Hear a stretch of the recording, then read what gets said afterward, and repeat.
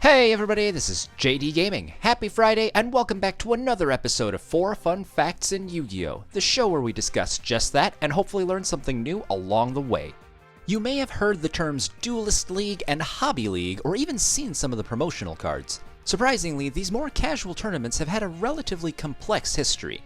In the beginning, Upper Deck Entertainment held their Duelist League at local card shops. Participants were given one of usually 2 super rare promo cards, much like players would receive an OTS pack today. Somewhere along the line, the name of this Duelist League was changed to Hobby League, and after the first batch of these promos, which included a common and a super rare card, they instead quickly adopted an ultra parallel rare promo card that rotated on a monthly basis. Distribution details were left to individual shops, but players were generally allowed to take their pick between the new card of the month or any previous cards that particular store had left in stock. I fondly remember that the very first tournament I ever entered was a Hobby League tournament way back in 2006, where I got this MST that I still own to this day.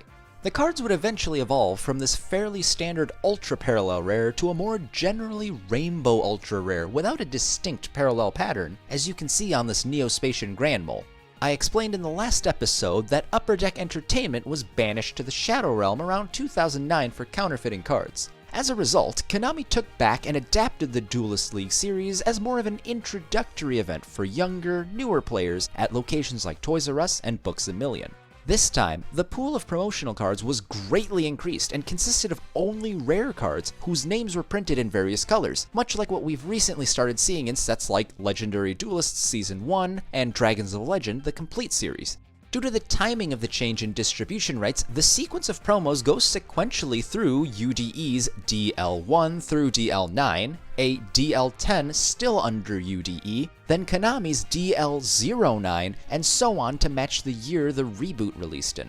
This means that there is both a DL9 under Upper Deck and a DL09 under Konami. The release of the Duelist League 18 participation promos in June 2014 was the last time the series was updated, and that event has not received support from Konami in recent years.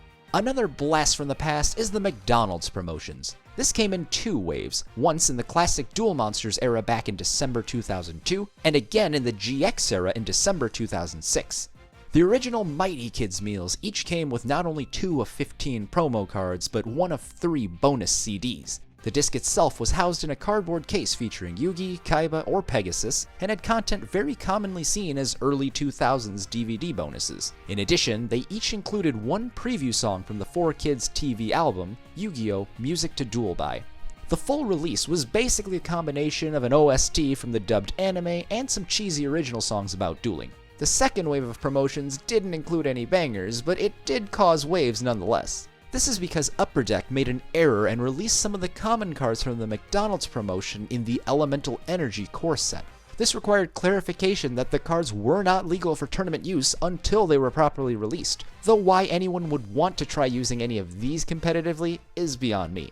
They say go big or go home, but sometimes you can't afford to win a $1,000 giant pot of greed and get it back home. That's where the case stoppers come in. We got these oversized promo cards in Duel Overload back in the early stages of quarantine.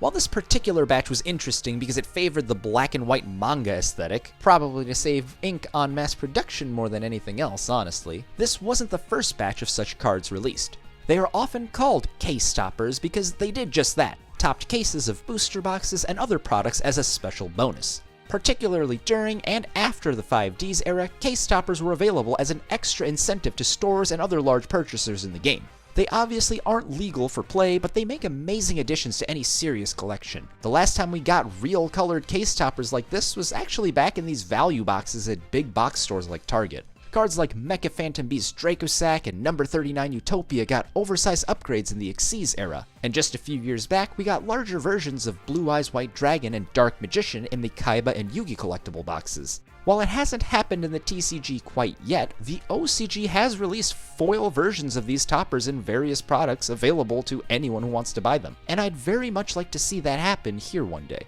Thus far, we've talked about intentional releases, but there's a cool one I want to finish up with. Konami has its unique manufacturing process so that even close counterfeits can be identified. If you take a moment to think about it, the moving pieces in this card game are just that, cards. At a basic level, a printer puts ink on cardstock, and that's how we've gotten all the gems from the first set to now. And that also means that issues with printing are also a possibility. In order to minimize the risk of bad batches being created, Konami does their own test printing on cards, much like your home or work printer does. This results in some cool test print cards that are actually on Yu-Gi-Oh! Cardstock, complete with a back. However, they can sometimes accidentally end up in circulation along with regular cards intended for distribution. To top it off, there are foil versions of test cards as well, as we would expect to be the case to ensure those cards turn out correctly.